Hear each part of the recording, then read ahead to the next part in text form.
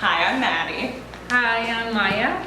We are here with Meg Cosmetics to talk about the steam hair mask. So you're actually holding the mask right there. It kind of looks like a little chef hat, but it unfolds into here if we want to show that. It unfolds and it looks like a really big shower cap, but unlike a normal shower cap, this one will actually do something for your hair and will make it not dried out because it has nutrients in it. But we have to show you what it's like when it's on because it's a little different than a normal one. So we're gonna unfold it. We open it.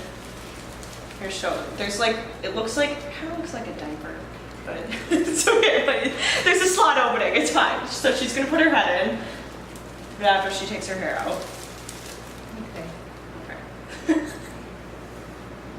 So you have to leave this one in front, like Leave the sticker in front, so because it needs to wrap and attach, and if you don't do that, then it's gonna attach to the back and it'll be a mess.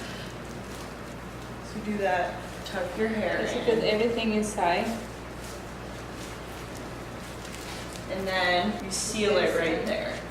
There's a plastic part that you pull off that is adhesive, and you go like that. So you adjust it, make it comfortable, and then you just kind of. And then you when you scrunch it, it starts to have a heat effect because it's supposed to be.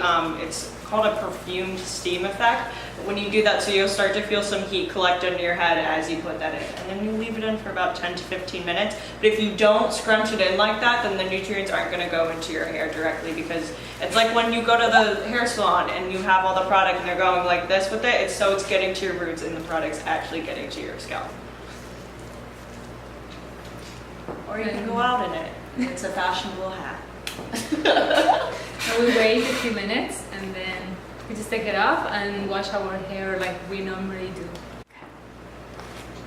Bye guys.